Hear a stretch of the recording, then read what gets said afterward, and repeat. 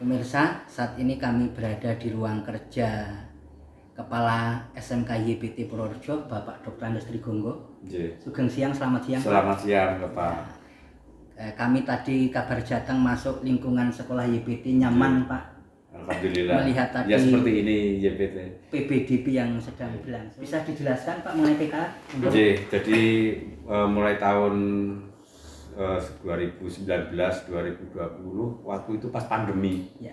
Itu dulu yang merintis almarhum sudah itu sekolah rujukan dan masuk ke dalam COE itu tahun 2020 dan 2021 masuk COE itu menjadi istilahnya sekolah PK atau pusat keunggulan dan kami yang meneruskan kegiatan yang ada di sekolah ini untuk penanggung jawab.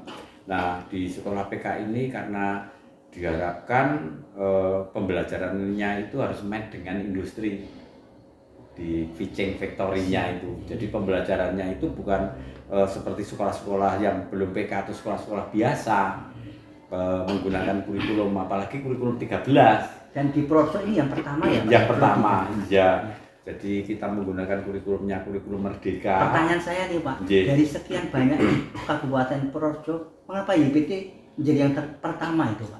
Karena berani untuk mengambil risiko. Yang lain apa belum tentu berani? Belum tentu berani.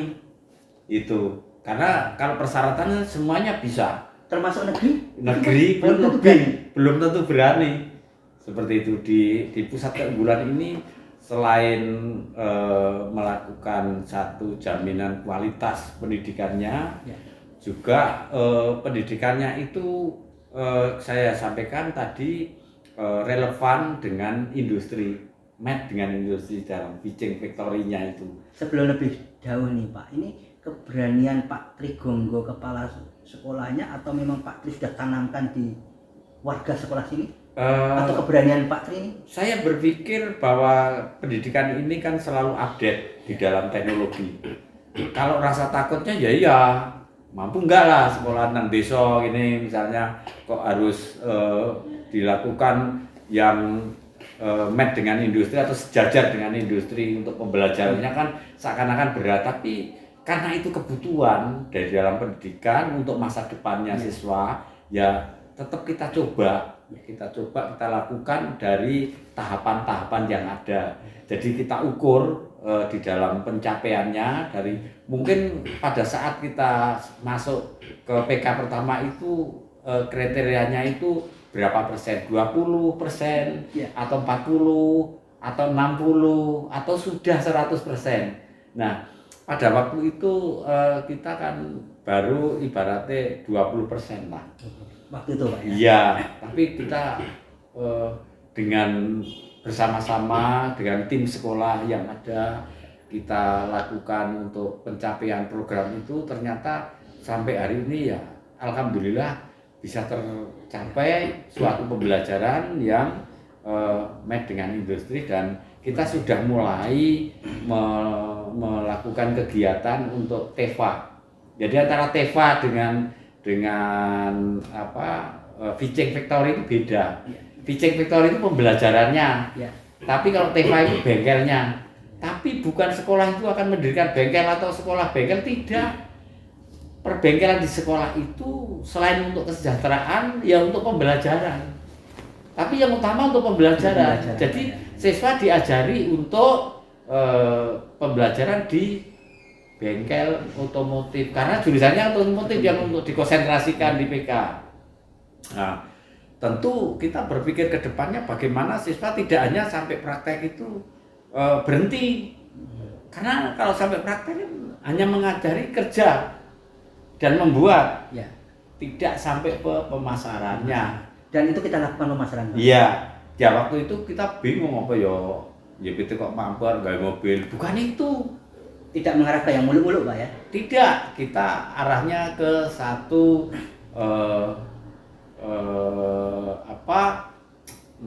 perawatan berkala kan bisa, gitu loh. Perawatan berkala ini misalnya mobil ini dilakukan pengecekan perawatan untuk 4.000 km setiap bulannya dicek apanya. Kondisi itu harus Nah, kita lakukan di situ. Motor dan mobil nih Pak. Motor dan mobil seperti itu, sehingga kita sifatnya untuk pelayanan jasa Dan berlangsung hingga sekarang ini Pak. iya itu memberikan income Pak ya.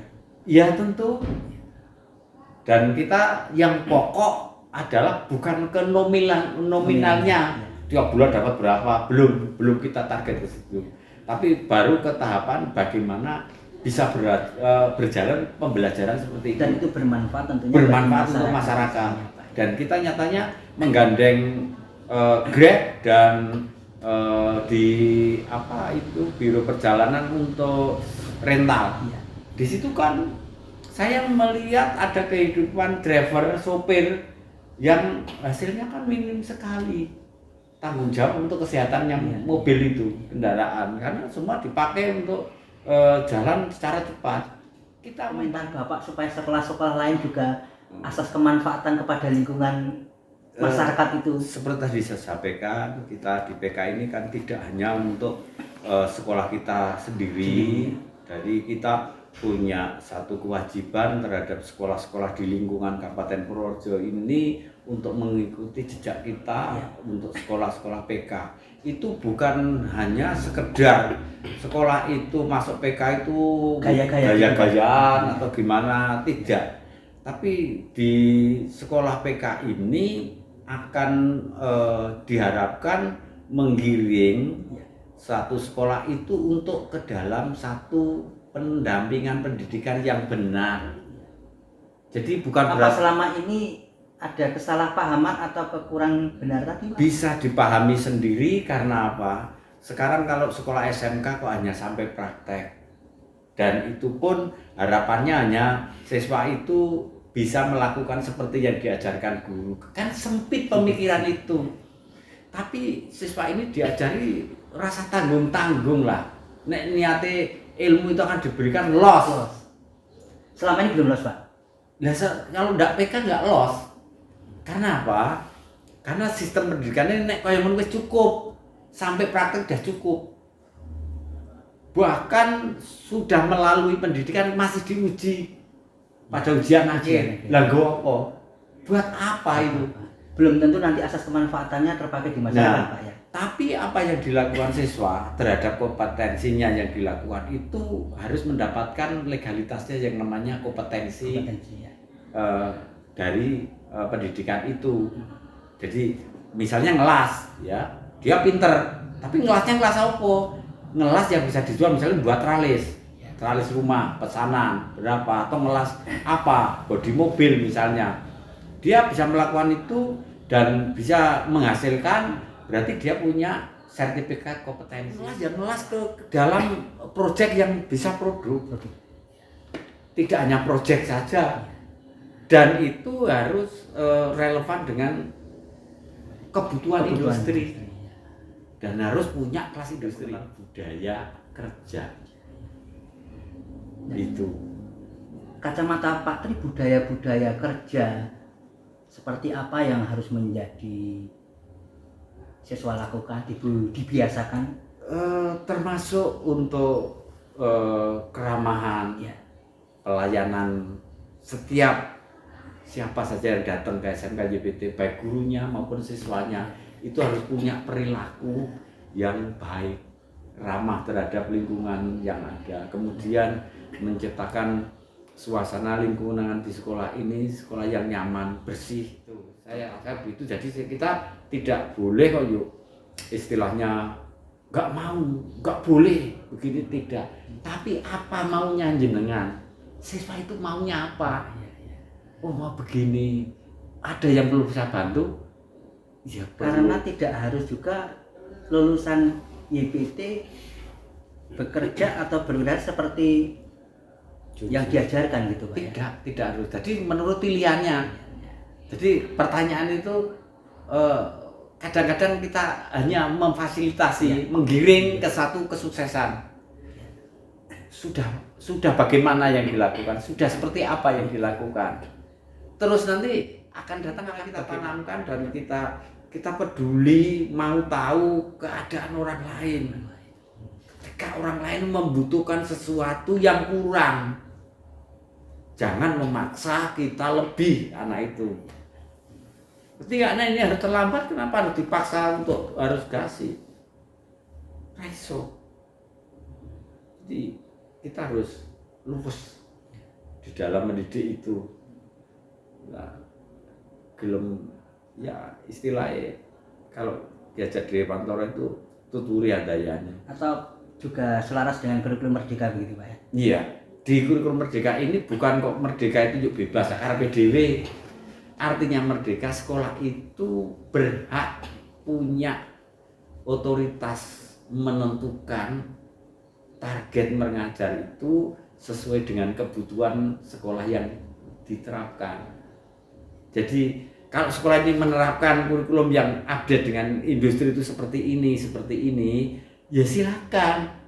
Tidak kok di buku dari direktorat ini yang diajarkan kalau otomotif kok terus diikuti. Lah industri apa yang untuk contoh di buku itu? Itu loh. Tapi JPT itu sekolah ini update-nya ke industri mana? Toyota misalnya. Ya kita yang ikuti jejak Toyota. Jangan mengikuti jejak Suzuki atau dia. Bapak Ibu guru memberi keleluasaan terhadap siswa itu. Ngetutne ning mburi, aja narik nang ngarep, nek nang ngarep kan ya narik wong pirang-pirang mburi kan tinggal giring aja kemana dia pintu anunya untuk karena masyarakat ini akan semakin cerdas, tahu bahwa sekolah yang ingin ke SMK itu sekolah yang kategori apa, yang sudah PK atau belum dan mengenal PK itu seperti apa. Masyarakat ke depan akan semakin kritis. Walaupun dia tidak pergi ke luar kota, tapi dia bisa membuka usaha karena dia cepat menangkap peluang usaha. Intinya ini memang harus menggunakan kecerdasannya untuk masa depannya. Intinya begitu.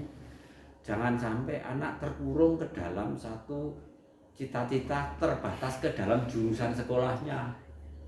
Itu tidak menguntungkan. Terlalu sempit di dalam berpikirnya anak.